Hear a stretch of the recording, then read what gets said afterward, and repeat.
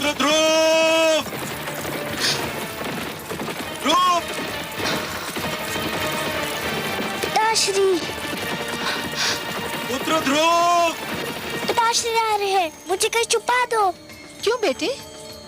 पिताश्री आ रहे हैं, मुझे देख लिया तो मुझे घर पकड़ ले जाएंगे। मैं घर जाना नहीं चाहता, मुझे कहीं छुपा दो माते, मुझे कहीं छुपा दो। चलो चलो मेरे साथ। ध्रुव,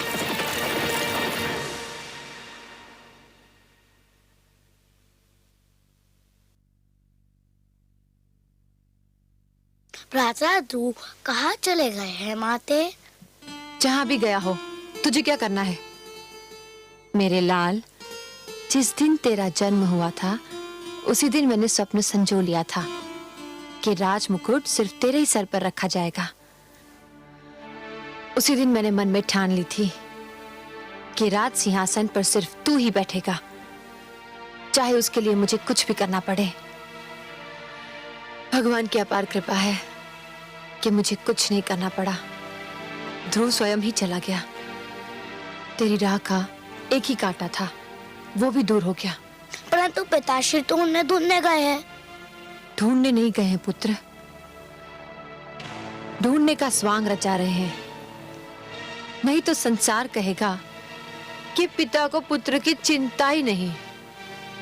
वास्तव में वो प्यार तो तुझसे करते हैं, और वो भी इसलिए कि तू मेरा पुत्र है।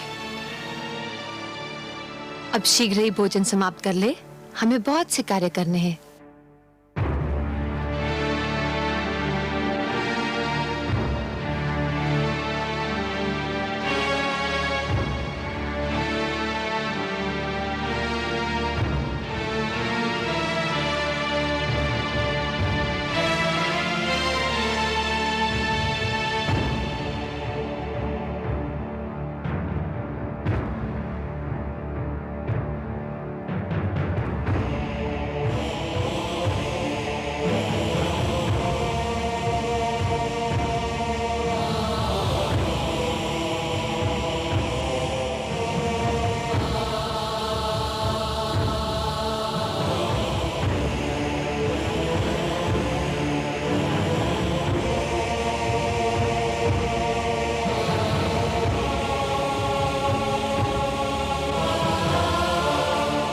मैं आपसे क्षमा मांगने आया हूं राजगुरु।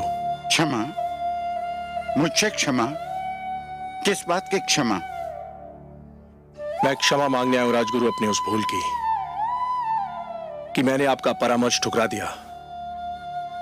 आपने मुझे रोका था, और बिल्कुल ठीक रोका था, कि मैं महारानी सुनीति का स्थान सुरुचि को ना दूं। परंतु मैंने आपका तिरस्कार किया। मैं अपनी उसी भूल की क्षमा मांगने आया हूं। राजा मांगता नहीं है महाराज, राजा तो देता है, प्रदान करता है। राजा क्षमा मांगने लगे तो अपराधी को दंड कौन देगा महाराज? आपकी भूल ये थी कि आप अपनी इंद्रियों को वश में न रख सके, अपनी इच्छाओं पर नियंत्रण न कर सके। जिस प्रकार अश्व का सवार यदि अपने अश्व को नियंत्रण में न रख सके तो अश्व उसे अपनी पीठ से धरती पर गिरा देता है, उसी प्रकार आप अपनी कामुक इच्छाओं पर नियंत्रण न कर सके, और इन इच्छाओं ने आपको वहां पहुंचा दिया जहां आप आज स्वयं को पा रहे हैं। कर्म से गिरकर आपने राजा के धर्म को लज्जित कर दिया है महाराज। राजा तो ईश्वर का प्रतिनिधि होता है, और उसे किसी से क्षमा मांगना शोभा नहीं देता। मुझसे वास्तव में भारी भूल हुई है। मुझे दंड दीजिए राजगुरु, मुझे दंड दीजिए। भूल अवश्य हुई है महाराज, परंतु मैं दंड देने वाला कौन होता हूं? मुझे तो ये अधिकार ही प्राप्त नहीं। ये भूल आपने मर्यादा के विरुद्ध की है, अपने राज धर्म के विरुद्ध की है, और इस भूल का दंड या क्षमा आपको स्वयं आप प्रदान कर सकते हैं या ईश्वर। मुझे स्वीकार है आपका परामर्श राजगुरु, परंतु आप ही बताइए कि मैं स्वयं को इस भूल का क्या दंड दूं? वो तो आपको मिल ही रहा है महाराज। क्या पुत्र वियोग किसी दंड से कम है? क्या इस राजमहल का सूनापन और सन्नाटा किसी दंड से कम है? क्या ये कुछ कम दंड है कि आप राजभवन में हैं और पुत्र ध्रुव वनों की धूल छान रहा है? राजगुरु, यही दुख तो मुझे चैन नहीं लेने देता। चैन तो आपको उसी समय मिलेगा महाराज, जब आप ये निश्चय कर लेंगे कि आप इस भूल को न स्वयं दोहराएंगे न कभी किसी को दोहराने देंगे। प्रजा तो राजा के पद चिन्हों पर चलती है। आप अपनी प्रजा को विश्वास दिलाइए कि ऐसी भूल अब कभी नहीं होगी। रही क्षमा तो वो तो केवल ईश्वर ही कर सकता है। आप भगवान विष्णु से प्रार्थना कीजिए कि वो आपके पुत्र की इच्छा पूर्ति करते। ये होता है तो आपको अपने आप ही क्षमा मिल जाएगी। वो तो मैं अवश्य करूंगा राजगुरु, किंतु इस समय जाकर महारानी सुनीति से क्या कहूं, यही सोच मुझे खाई जा रही है।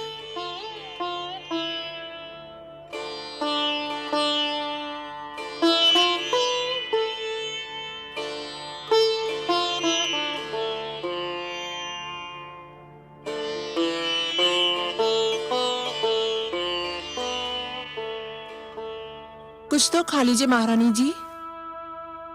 इसे ले जाओ दासी, मुझे भूख नहीं है। कब तक आप भूखी रहेंगी महारानी जी? कुछ तो खा लीजिए ना। कैसे खाऊं? न जाने मेरे ध्रुव ने कुछ खाया होगा कि नहीं।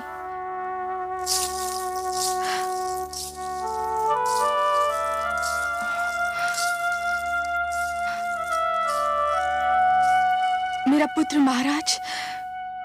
नहीं, कहीं नहीं मिला। मैंने सारा क्षेत्र छान मारा, उसका कहीं पता नहीं चला।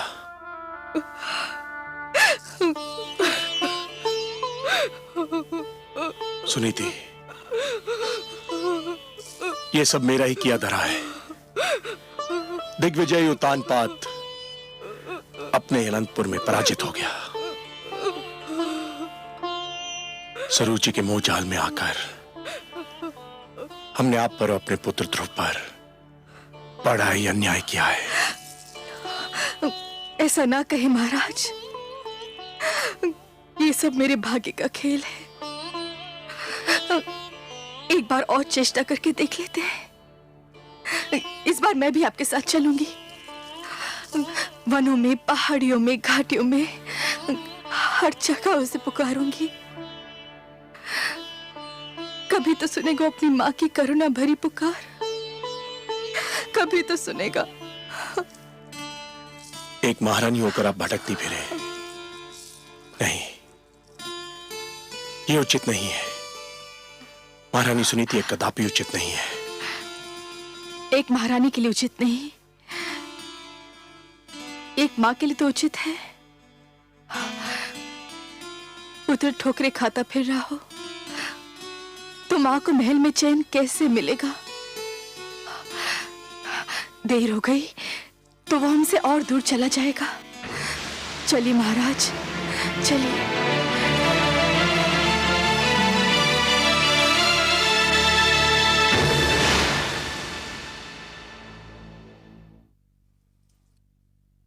महारानी महारानी, सब बना बनाया खेल बिगड़ गया। शुभ शुभ बोल बावली, कौन सा खेल बिगड़ गया? महारानी सुनीति ने महाराज का मन एक बार फिर जीत लिया है। क्या? ये तू क्या कह रही है? स्पष्ट बता, क्या हुआ? मैं वहीं से चली आ रही हूँ। पुत्र अशोक ने महाराज को व्याकुल कर दिया है। वो मेरे सामने महारानी सुनीति के समक्ष अपना पश्चाताप प्रकट कर रहे थे। क्या? हाँ महारानी, और अब दोनों मिलकर राजकुमार ध्रुव की खोज में जा रहे हैं। कुछ कीजिए, वरना आपके सारे सपने चकनाचूर हो जाएंगे। नहीं, यह असंभव है। ऐसा नहीं हो सकता। मैं देखती हूँ कि महाराज कैसे जाते हैं।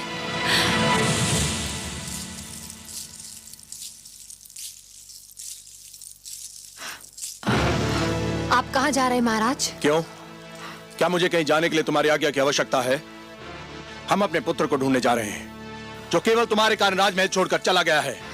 हम दोनों मिलकर अपने पुत्र को ढूंढेंगे।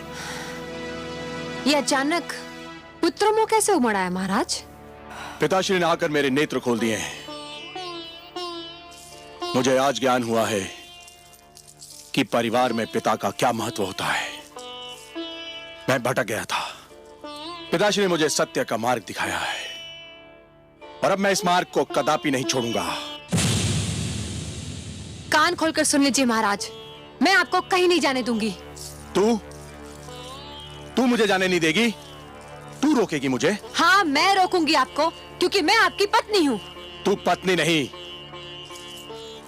पत्नी के रूप में हमारे परिवार के सुख चैन, हमारी एकता और हमारे प्रेम की शत्रु है। महाराज, तू उस चमकती रेत के समान है जो प्यासे यात्री को दूर से जल तो दिखाई देता है, परंतु पास आने के बाद पता चलता है कि वो जल नहीं, केवल रेत है। पिताश्री ने आकर मुझे इस मोह जाल से मुक्त कर दिया है। तेरे मोह में फंसकर मैं अपनी देवी समान धर्म पत्नी को भूल चुका था, अपने आप को भूल चुका था। तो ये कहिए ना कि सुनीति ने अंत में आप पर अपना रंग जमा ही लिया। मैं सब समझती हूँ, इसी ने आपको मेरे विरुद्ध भड़काया है। ये बेचारी शोक की मारी किसी को क्या भड़काएगी? इसके मन में तो पुत्र वियोग की अग्नि दहक रही है, पर तू क्या जाने इस दुख को? यदि तेरा उत्तम कहीं चला गया होता तो तुझे ज्ञान होता कि पुत्र वियोग क्या होता है। ये आप क्या कह रहे हैं महाराज? भगवान के लिए इतने अशुभ बोल अपने मुंह से ना बोलिए। भगवान ना करे कि वो कहीं चला जाए। वो केवल आपका ही नहीं, मेरा भी पुत्र है। उसने मेरी कोख से जन्म नहीं लिया तो क्या हुआ? माता कहकर तो वो मुझे भी पुकारता था। मैं तो यही सोचती थी कि ध्रुव के जाने के बाद उत्तम ही हमारे घर का दीपक है। ध्रुव को तो मैं खो चुकी हूं। उत्तम भी अगर कहीं चला गया तो हमारा क्या होगा? देख लिया तुमने, ये है माता, ऐसी होती है ममता। और एक तुम हो कि ध्रुव हरदम तुम्हारी आंखों में कांटे के समान खटकता रहता था। तुम यही चाहती थी ना कि राजमहल तुम्हारा हो जाए, यह ऐश्वर्य तुम्हारा हो जाए, मेरे राजकोष, मेरे सिंहासन पर तुम्हारा अधिकार हो जाए। तो ले, मैं सब कुछ तुम्हें देता हूं और सुनीति को लेकर अपने पुत्र की खोज में जा रहा हूं। यदि वो हमें ना मिला तो हम भी लौट कर नहीं आएंगे। तू बिठा ले अपने पुत्र को राज सिंहासन पर और जैसे चाहे वैसे राज कर। हम जा रहे हैं। चलिए महारानी सुनीति। महाराज,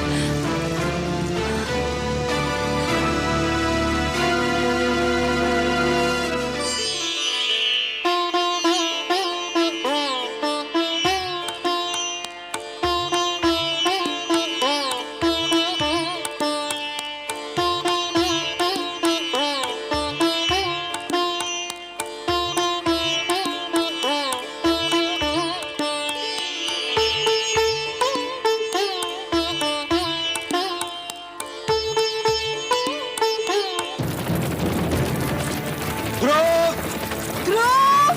पुत्र ध्रुव!